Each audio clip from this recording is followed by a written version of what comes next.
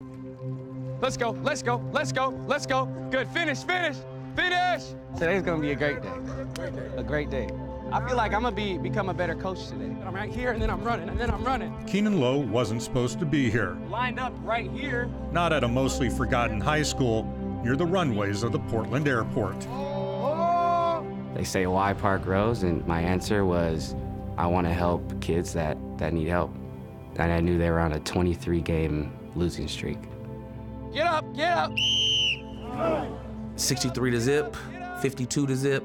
Times where teams were literally taking knees just to say, here's the ball back. Habits, we're building habits. When we practice poorly, we're building bad habits. Let's go. I've always been a person that always looks for the positive in the lowest moments of life. Keanon, his brother, and his sister were raised by a single mom in Portland. He became a high school star there and found his best friend there, Jesuit High teammate Taylor Martinek. Taylor was the wild child, super outgoing, and Keanon was the more reserved of the two, so they kind of meshed well together. Everyone has a number one, everyone has a best friend, and he was my number one for sure. Touchdown, Keanon Lowe from Portland's Jesuit High School. And then Keanon went to Oregon, where he played receiver for Chip Kelly and also played with a chip on his shoulder pads. His work ethic, was kind of second to none in terms of no job was too small. That's a person you'd love to work with. Kelly would later hire Keanon to join his coaching staffs in the NFL. His career path was set until January 2017, when he got a phone call from Portland. 24-year-old Taylor Martinek had died of an accidental drug overdose. In a blink of an eye, my whole life changed. And I just started to cry. I think if it could have killed him, it would have. He was heartbroken. Taylor was his family. Taylor was his brother. I just needed to come back and heal up. I need to come back and help other people, because when I help other people, it makes me feel good. Hey, family on me, family on three. 1, 2, 3, family! Let's go, let's go. He returned to Portland, and in 2018, Keanon was hired by that school near the airport to be its new head coach. Go make a play, at a baby! He helped Park Rose end that losing streak, and he helped his players find themselves. Here we go, here we go. I don't really have much of a dad right now, so when he came in here, he changed my mentality of there's actually someone out there that I can look up to. He has faith in me that I didn't even see in myself. He pushes me to do my very best.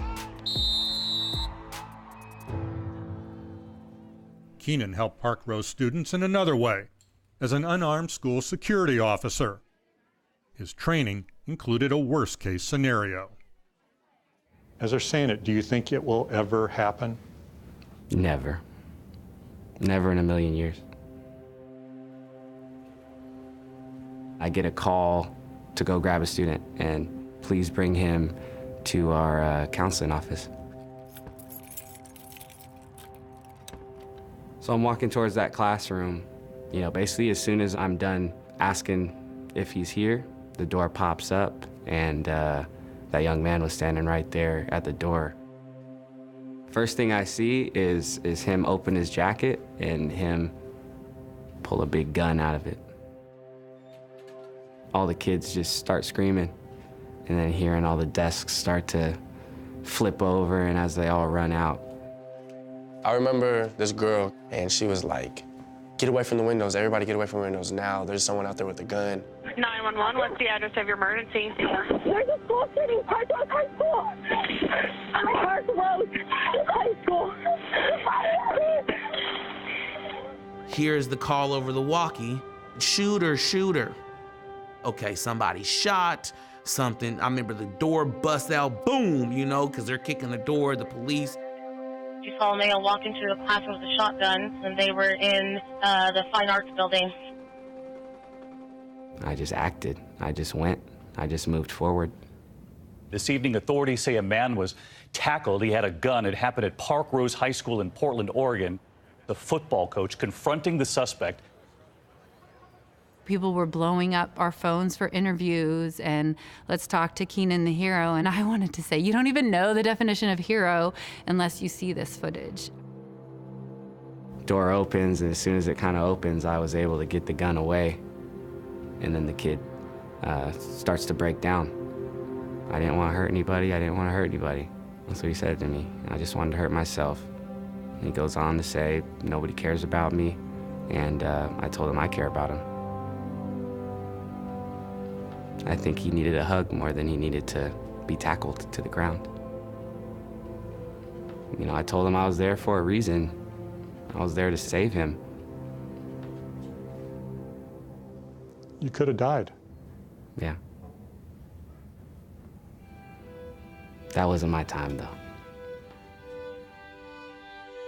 This is Keanon Lowe's time.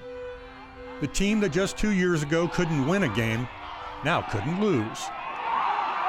The Park Rose Broncos are conference champions now. This season, Park Rose earned its first conference title in 53 years and its first playoff win in school history. My definition of a hero is an educator, is a coach. What Keanon did in that video is great, it's heroic, but he does it every day. He is providing a sense of opportunity for kids that didn't think they were worthy of it. Keanon is a true hero. Say it loud and say it very, very, very proud. I love you guys. Champs on me, champs on three. 1, 2, 3, champs!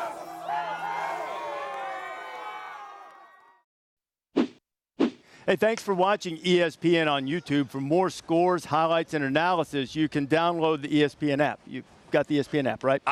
Honestly, on Saturdays for college football fans, if you don't have the ESPN app, that's the lifeline for every college football fan. So you have to have that. The live streaming now, ESPN Plus. To me, it's the only way to go. ESPN Plus was key for me recently. Got to get ESPN Plus. Arkansas State, Troy, down to the wire. Loving it. Superdog winner. Thanks to ESPN Plus.